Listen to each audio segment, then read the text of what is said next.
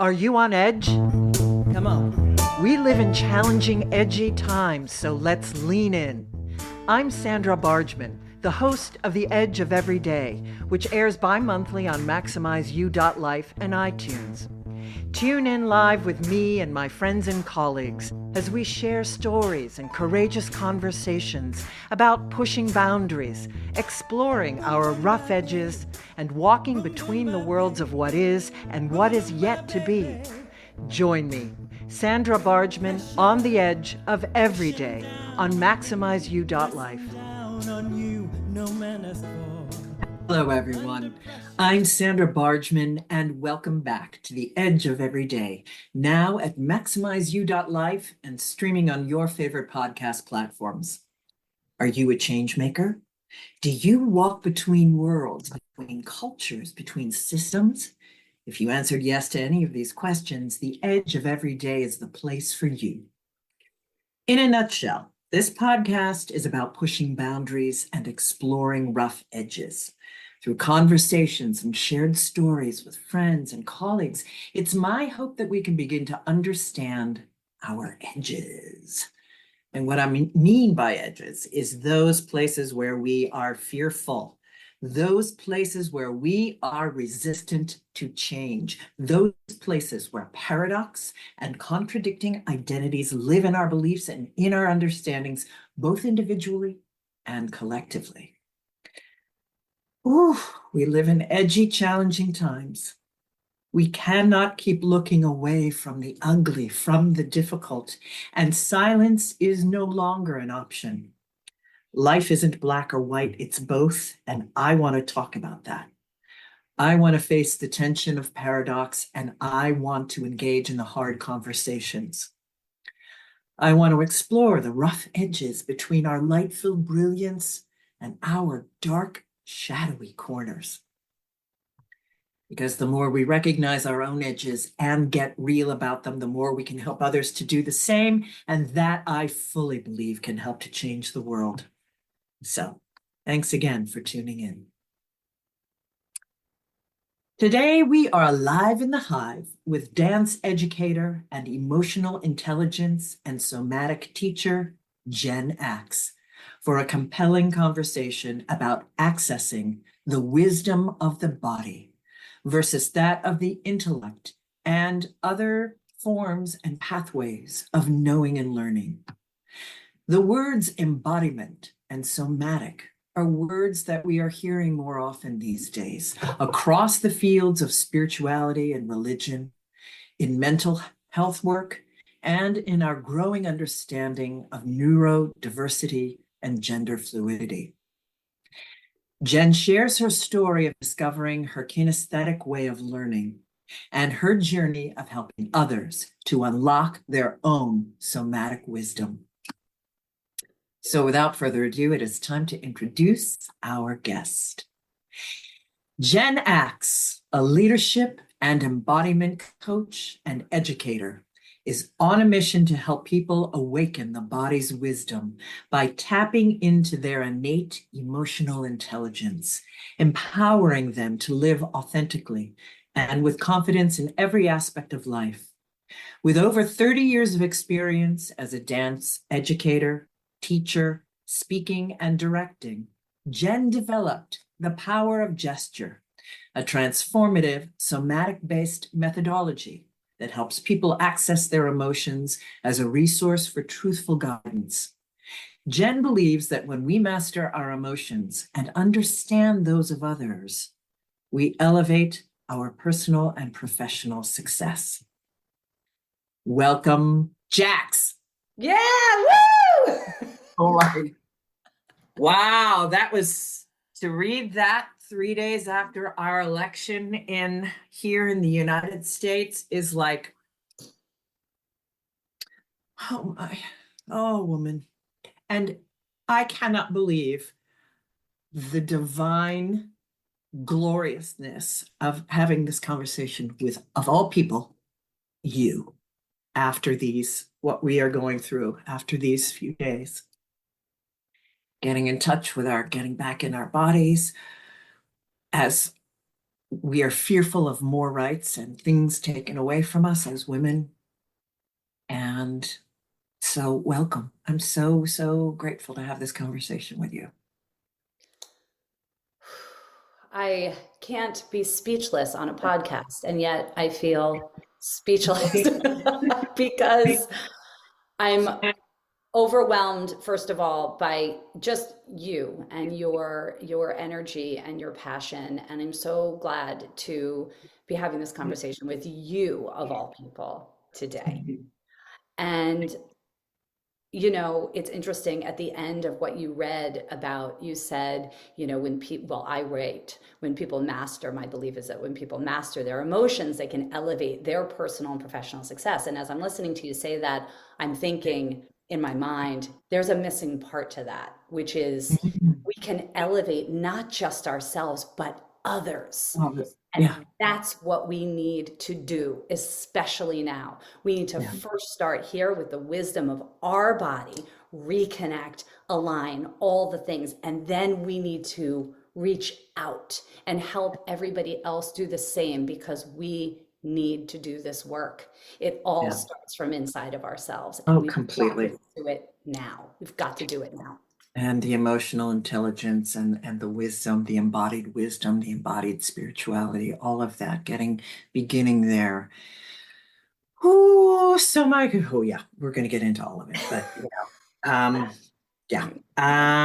So I just, for those of you who are just listening and not watching the video, I'm here to tell you that I have a bright blue shirt on that says, "Give it your all." And I have my "Fuck the Patriarchy" necklace on, Let's which go. I wore to vote for Vice President Kamala Harris, but I digress. I just had to get the "Fuck the Patriarchy" in there. So I've had the glorious Jennifer Axe on my show in the past when we were at talkradio.nyc. I have to let you know that I went back and I listened to that conversation and it was just so great. I'm letting my listeners know, you know that I did this already, but I have to direct my listeners back to that conversation as well. You can access it. It's episode number 35 on my YouTube channel. Please go and subscribe. Sandra Bargman, on the edge of every day. So, and just quickly, Jenna, I share how we know each other. I share my guests, how we know each other with my listeners. You and I met through Nicole Ansari, a mutual friend of ours, and who contacted me way back when at the beginning of my podcasting career and said, "I have someone that's perfect." And we had Nicole on the show as well, so which you can also find on Sandra Bargman on the Edge of Every Day. But I want to dive into this, which feels like such an enormous question today. What identity do you lead with? Female? I What love you're that. saying? Female? No, this is the question I ask. No. This is a question I ask all my guests. What identity do you lead with? Because I find it's such a revelatory question, and what people choose to think about or share, or how they even compute it in the moment. That is a huge question. Identifying myself, it is a huge question and it's sort of And it can simple. change all the time, and it's sort of simple too. And it's sort of simple too. I feel, as a woman, Mm. identify as a woman, identify as a mother, very proud to have birthed two incredible souls in this world. I identify as now it's interesting, like you say, that it evolves and shifts through time because it does, because I truly feel like a leader right now. Yeah. I identify as someone that has a So you very lead with important. leadership. I lead with leadership. I feel that I have a responsibility. I've Yeah. always felt that to a degree, but I really feel it now, especially since the election. You know, I woke up the next morning, I had a moment. I wrote a letter to my children. I put it on the internet. I put it on as a reel because I thought others could benefit. And the next day, I announced that I was writing a book. I have to get my message out there because this is the time. So I really am stepping into this part of myself that has a message that needs to be shared, learned, expressed, embodied, held all of it. Yeah. This time, at this moment in particular. Yeah. So Boy, do it's we really interesting because do if you asked me a week ago, I would have it. Right. absolutely said parts of this, but Yeah. this week I'm stepping into something greater. Crystal clear. Like the lens went. Exactly. And, well, and hey, I'm doing this podcast for that very reason. The Yes. helping, and I know that this is your embodiment work is helping people to tell their story, to get their voice out there, to help them find their voice and elevate. I want to help everyone, but let's be real. I want to help women.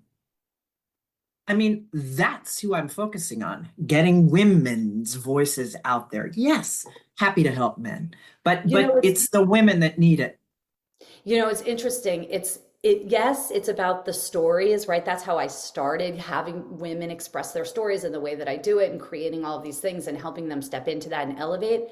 It's really though, the shift is for me, I need people to listen to their bodies, not so much I love doing Mm. the storytelling piece and I love Yeah, creating understood. documentaries and all of that. And that's important so we can all learn from each other's stories and experiences and overcoming and resiliency.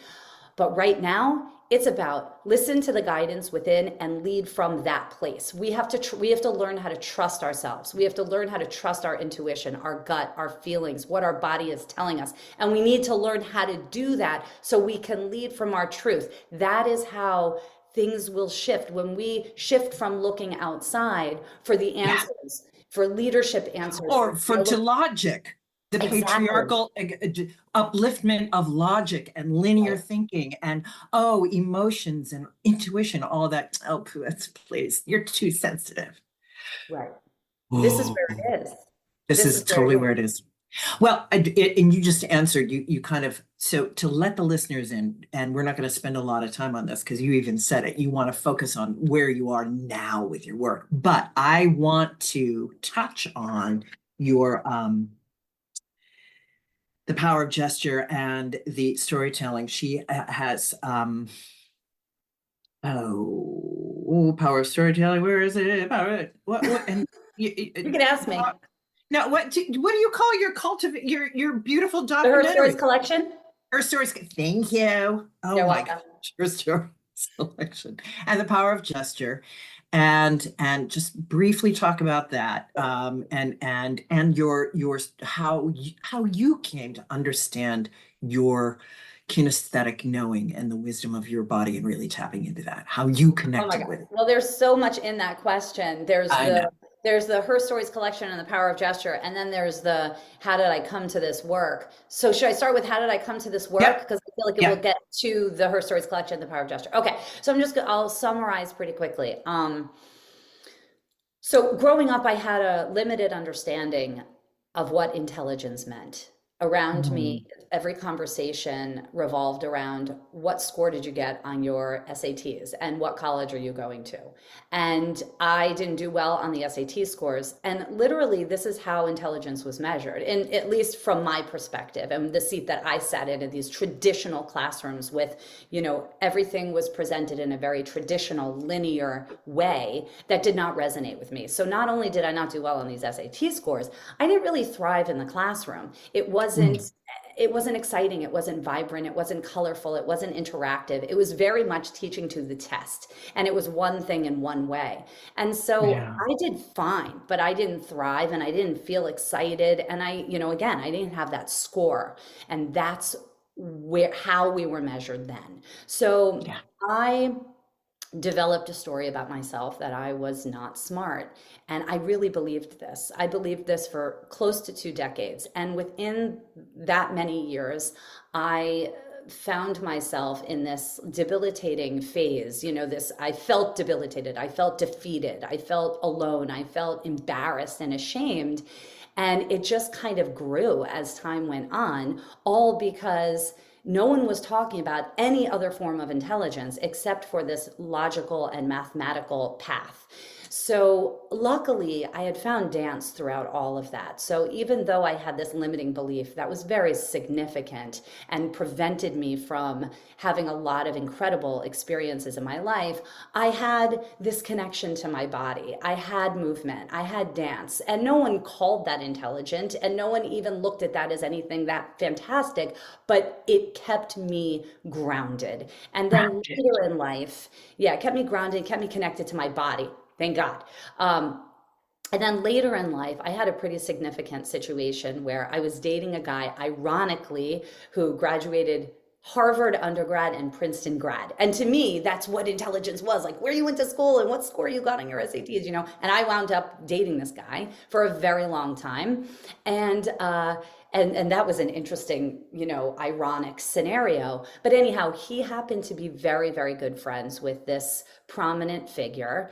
And his name was his JFK Jr., our former president's son. And he was really good friends with him and grew up with him. And in my late 20s, I think I was like 28 or 29, we both got invited to this dinner with JFK Jr., his wife Caroline, my boyfriend at the time, and me. And I'm thinking, I'm sitting next to this Harvard grad, Princeton, da, da, da, and I'm across the table from the former president's son. Like, what am I possibly going to contribute?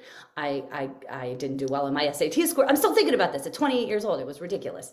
And anyway, it was very real for me. And I remember getting the invitation and I got completely numb and my whole body shut down and I denied the invitation and I sent my boyfriend on his way. And that night I just found myself completely defeated. And I was actually curled up in the shower with like the water. I remember it so well, the water hitting my back, and I felt like naked in every way, spiritually, emotionally, physically, the whole bit. And I just remember just crying, and I was literally hitting my rock bottom. And this presence came over me, a really strong presence came over me, and basically said, how long?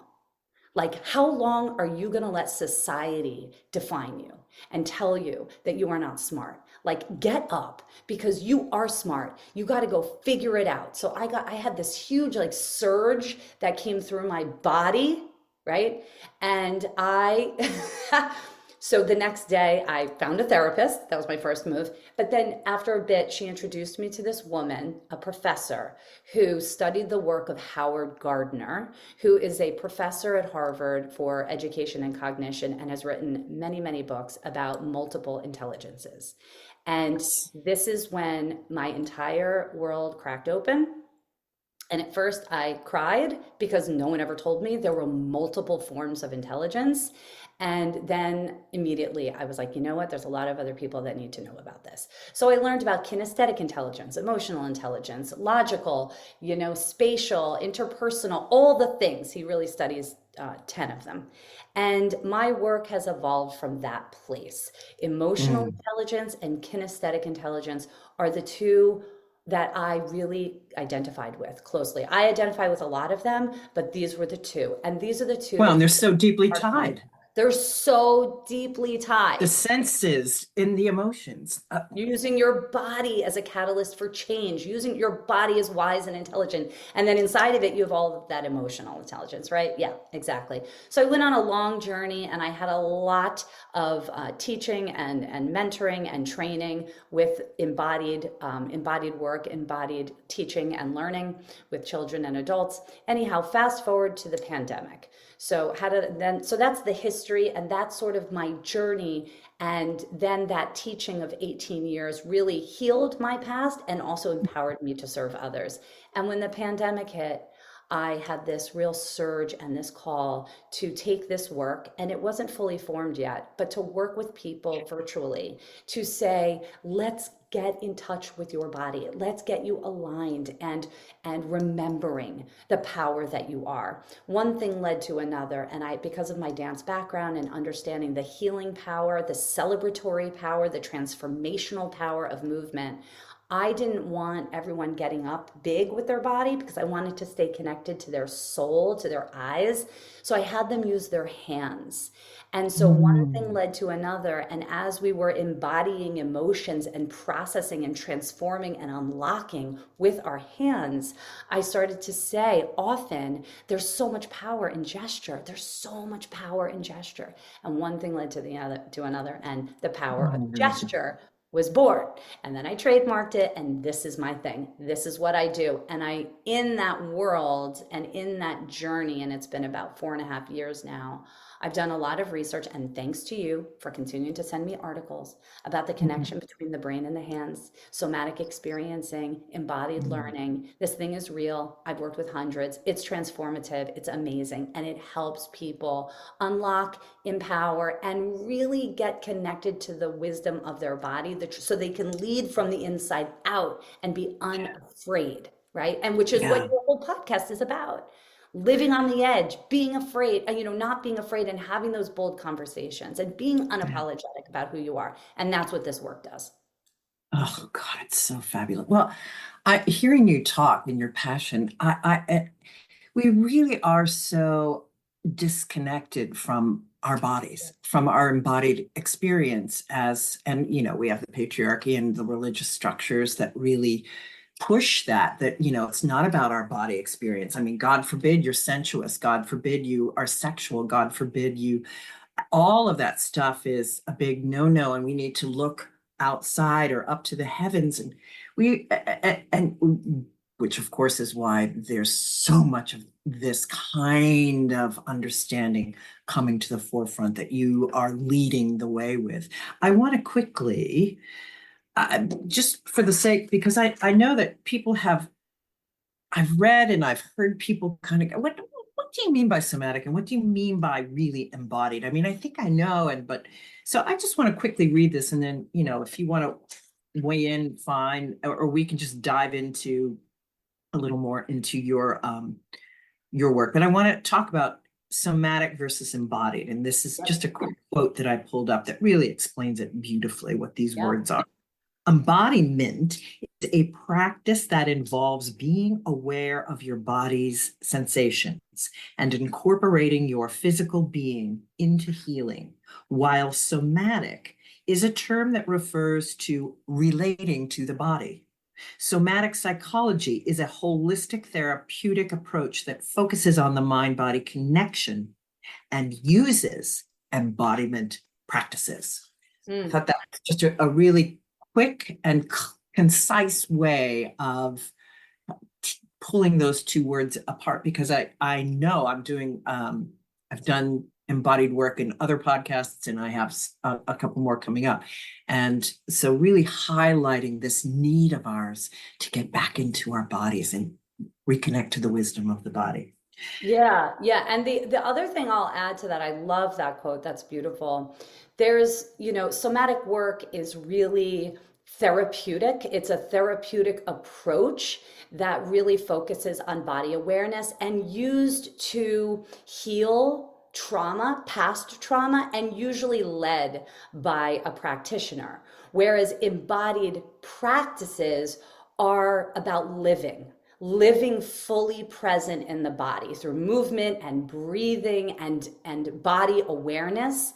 And the goal with embodiment, the practice, is to live aligned. So on somatic work, it's really about healing the trauma through guided practices and methodologies, right? There's a whole somatic experiencing, and Peter Levine, who really founded that work. And then the embodied living is like a practice of how do I live aligned, right? So there's a little bit of a difference there too. Yeah, a wonderful nuance, and thank you for sharing that.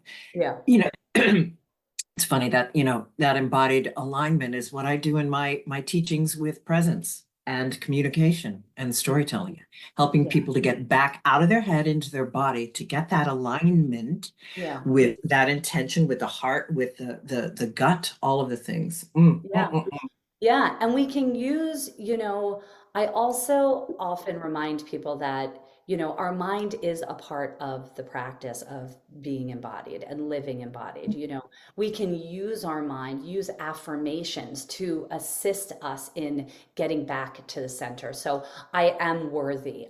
You can create that affirmation to say it up here, but then bring it into the body by feeling it. It's about really feeling the words, because so often we say the words. We need to feel the words. We say the solution. We need to feel the solution. It's a Well, real connection. Yeah. that's just the thing, and people don't want to feel the thing. They don't want to feel. They don't want to feel the thing. Well, they also I don't don't want realize to. how important it is, that it's actually a big part of the conversation. People don't realize that. They think, oh, because it's not paid attention. I was never taught about kinesthetic intelligence. I had to learn that on my own. Teachers are not talking about different forms of intelligence, different forms of expression and learning and living. It's this one way that society really values. And so it is our job to kind of The open patriarchal the society doors. Yeah. values. And so that's why after the election, I was like, I've got to get my voice out there. We got to open this up. And we can do this. It's just education. And a commitment to moving forward, not shutting down, not allowing what happened to shut us down. Absolutely staying in that alignment. Okay, well, we're going to hear more about how you get in there to feel it, how you feel your senses, how you feel your emotions, how you allow that to transform you. I'm going to play an incredible video first, and which is going to show how Jax herself is going into her own body. We're going to hear about her personal experience, about a decision that she made through the wisdom of her body. So hold on. Let me figure out how to. Should I say anything about that before? No. Yeah, yeah. Well, I was just going to show it and then, but go for it. No, I was just going to say thank you for sharing this. It's very, very vulnerable. And I've never shared it publicly before. And this is a real truth and an example of how one can listen to the body and how hard it can be, because it is the truth. It is the truth. And when it gets big enough and loud enough, you can't really run from it. So we just need to lean in. And this is an example of it. So take it away. Well, I was going to thank you afterwards, but I'm going to thank you now before it. Thank you for trusting me to share it. Thank you. For trusting my listeners. I really am very grateful. So let me, yeah. Oh gosh. Sometimes at the most unexpected moments, tears just fill my soul because of the decision to leave my marriage. And it's amazing how 2 years after I told him that we needed to go our separate ways, I'm still crying. Because the last thing ever that I wanted to do was break his heart, to hurt him at all. He was a great partner, an excellent father. I just wasn't in love with him anymore. And that's hard, because I loved what we had. I loved what we built. I loved so many things, and that's why I stayed. But I wasn't in love with him anymore, not because he's a bad person, just because we changed. I changed a lot. And I just knew I needed something different. I knew I needed to go on a different path. And that path was completely unknown, completely scary, but I chose it because my body spoke so loud. I knew, I just knew. So I had to do it. How do I care this much? But no, I made the right choice. That's what I think is so unbelievable. Like my body knows, and it is overriding anything else. So I live with such certainty, and yet I carry a heavy heart. It's okay. This is my story. This is my journey. It's okay that it's different. And it's okay that it's not commonly talked about. Leaving a marriage, not because someone abused you or infidelity or anything like that. It's just because you changed. There's nothing wrong with it. It's as real as anything else. I know that. I stand by it. I believe it. And it still hurts.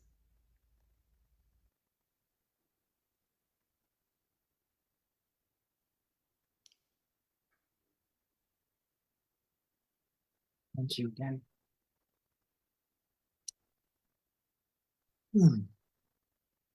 Again, I've watched that a few times, listeners, and in lieu of where we are, just the layers, so much to unpack there.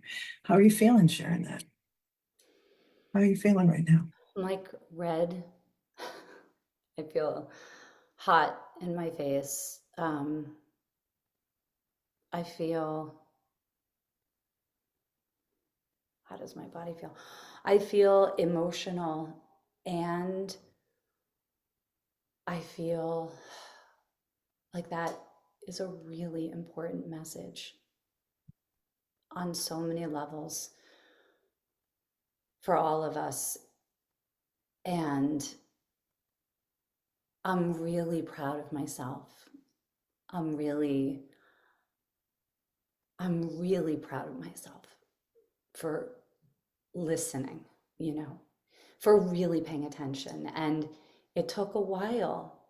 And it was even harder because I had so many beautiful things in my marriage, and including my 2 children and, the unit, and it was good. So it would have been, not that it's easy to ever leave, but it would have been easy if there was a lot of other crumbling parts. But what was missing for me was something that I can't really explain. And so I had to listen because there were no words, and it was very hard to communicate it to him. And he really is, he's a logical thinker, and I understand that about him, and very, he likes to understand in a different way and communicate with words. And this I couldn't really explain. So I say that because it was that much harder. And I'm proud of myself that much more for knowing that I didn't need to have the words. It was enough that I felt it. And again, I didn't need to have the words. It was enough that I felt it. Yeah. The 2 extraordinary things that I want to unpack here is how did you know that your body needed this, A? And what was that feeling? How did you know this is one question. And the other question is the unpacking of the understanding that, women's worth is tied up in their relationship, their connection to a man or to a relationship, and that the only reason you can go is if it's, as you said, it's a horrible thing. That Sometimes you just know, for my own personal growth, my mission in this lifetime, I must go on my path from here alone. It does not negate anything. Speak to us, to those two things. What is coming in so loud for me is that that's the work. That's why I'm so passionate about this work, is to help people learn how to listen. Listen, and not only know how to listen, but to value what they hear. To know that what they hear is real. And I am so passionate about it that I can be in the room with someone and say, it is real, because I sit in front of people all the time that are like, I don't know, I feel this, but I shouldn't feel this way. I shouldn't feel this way, because the should, and I did that, and I understand I shouldn't feel this way because I have so much. I shouldn't feel this way because there's so much value in what we do have. But guess what? I fucking feel this way. This is what I feel. And I think what happened was what I needed became louder. My body spoke louder, which is to the question of how did my body speak, and I'm going to get to that. My body spoke louder, and it's like I said in the video, it started to override my logic. It started to override the people saying, how are you going to do this on your own? How are you going to make a living? How are you gonna do, meanwhile, I did make a great, that's a whole other story. but like, how are you gonna build, how are you gonna do this? And there were so many limiting beliefs and so many, here's the thing, a lot of people would say it failed. The marriage failed, like all of that noise too. I think it was the greatest success of my life. I had 20 beautiful years. I birthed 2 incredible children. I could not be more proud. I look at it very differently. And I think how do we listen is we have to build our self-confidence. We have to build our sense of worthiness. We have to know that what we feel is enough. And that is what I do. And that is what I'm so passionate about, because I went through many years. How did my body speak to me? It wasn't that I was unhappy for all of these years.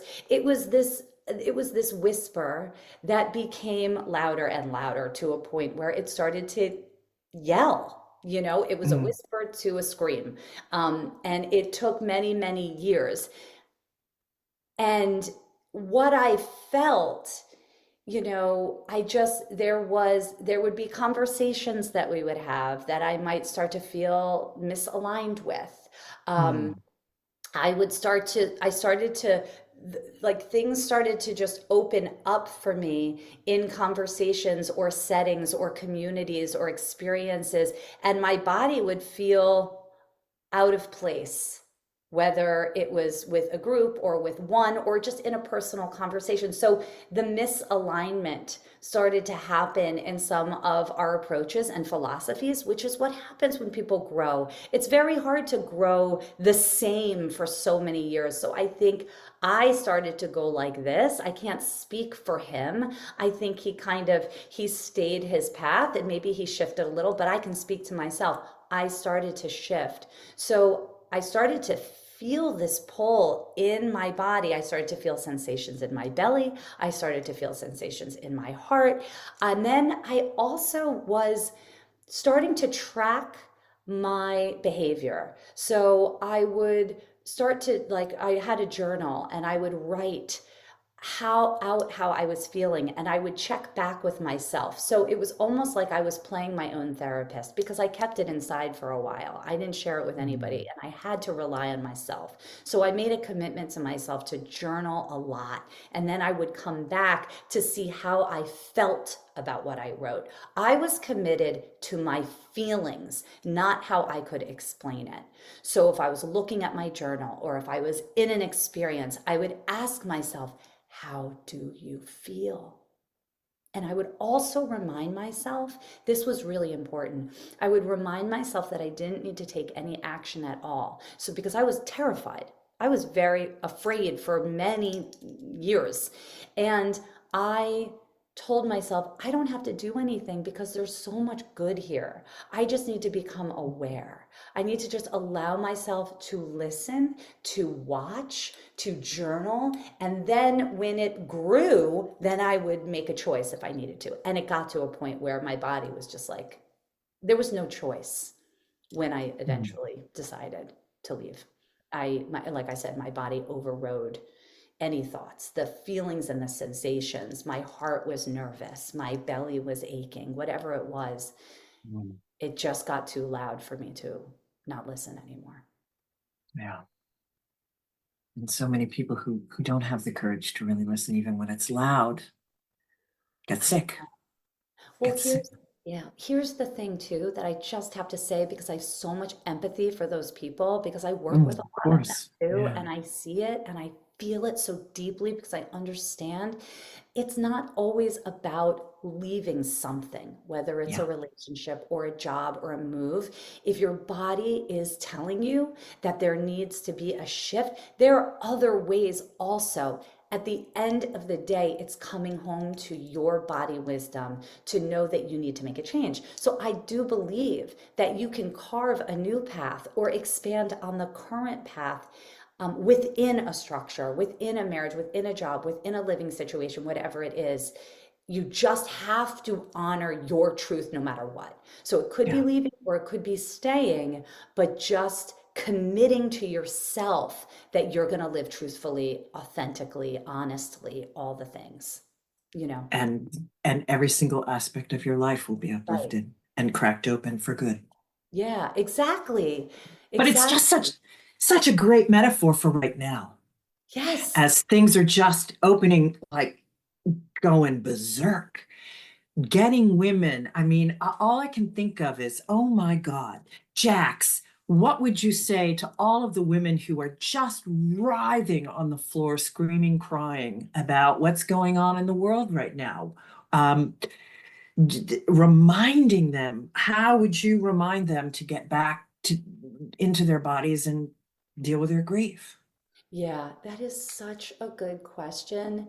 And I can speak to this because I really I know that we are grieving. I know that we are scared. We are worried, but we also have to know that we have a choice.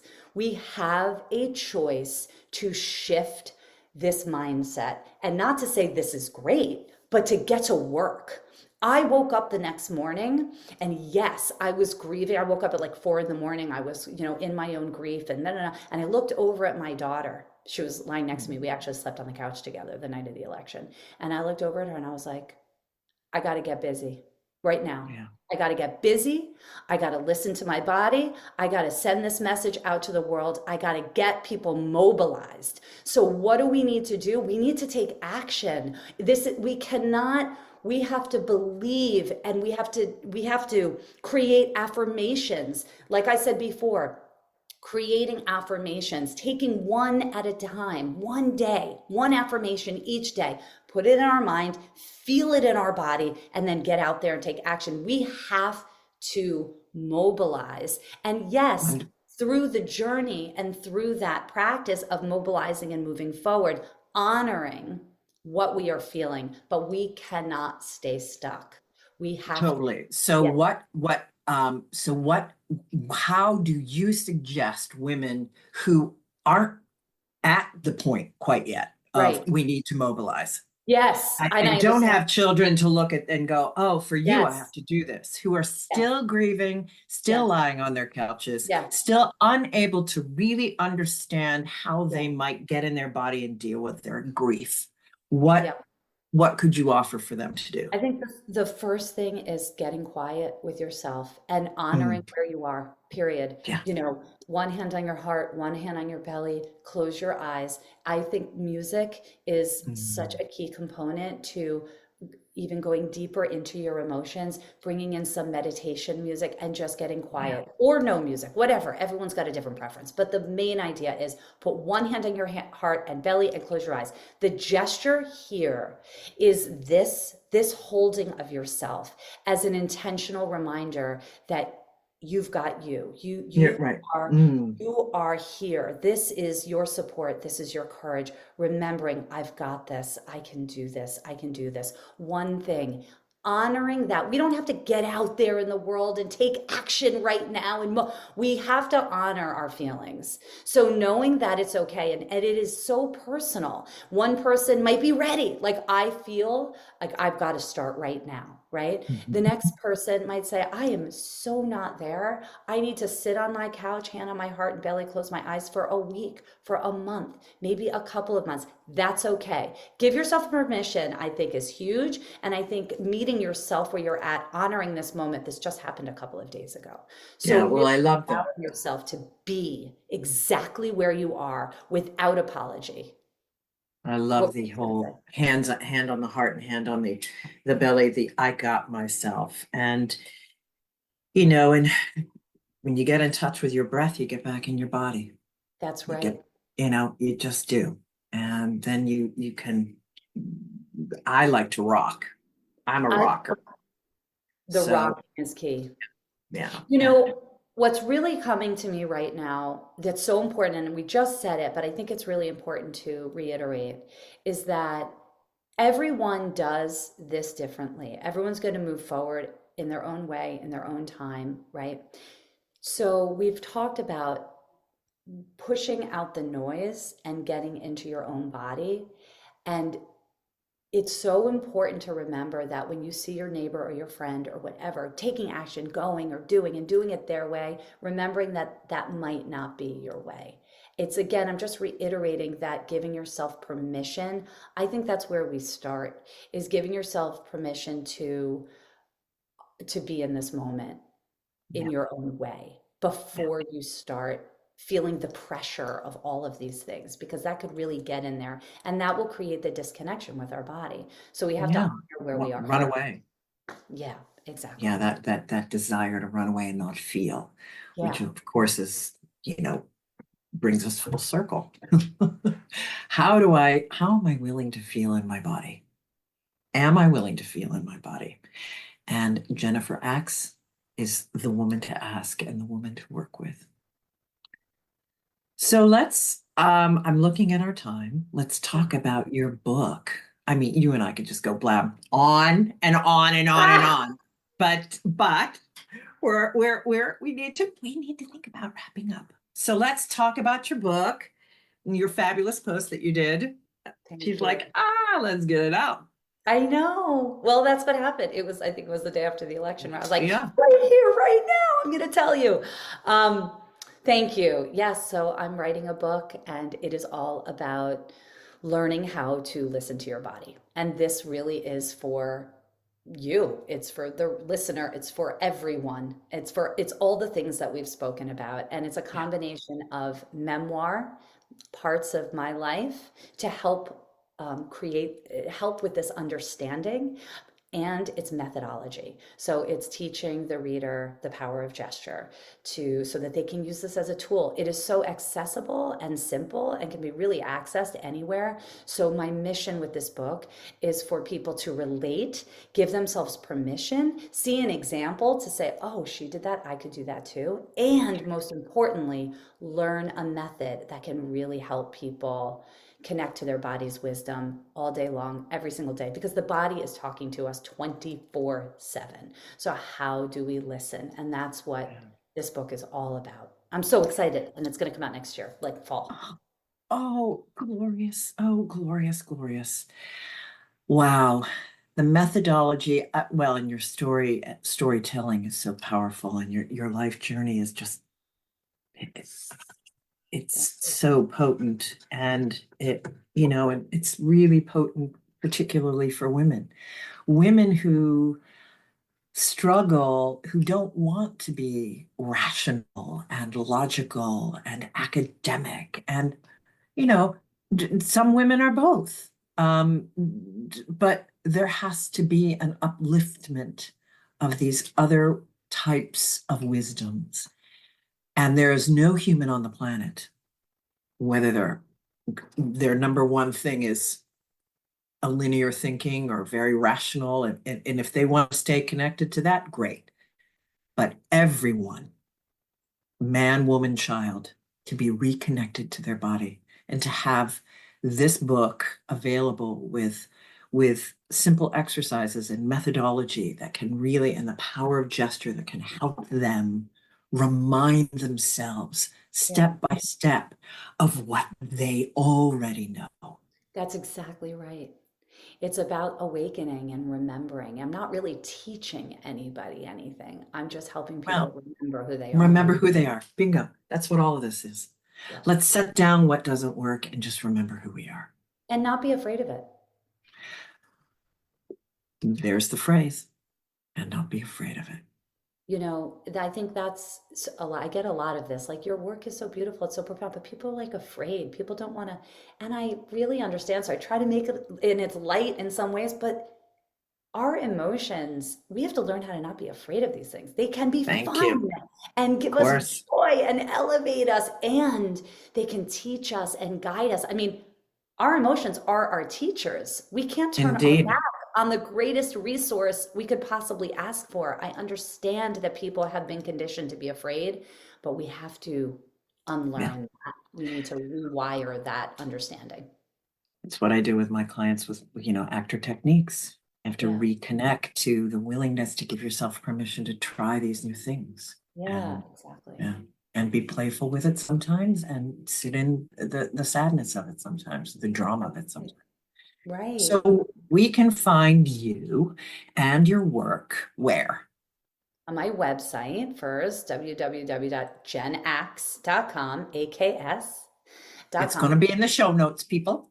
And Instagram is really where I live for social media for the most part. So it's at Jen_Ax. The Jen Ax direct was not available. So there's the underscore in between. You do lots of lives. What's that?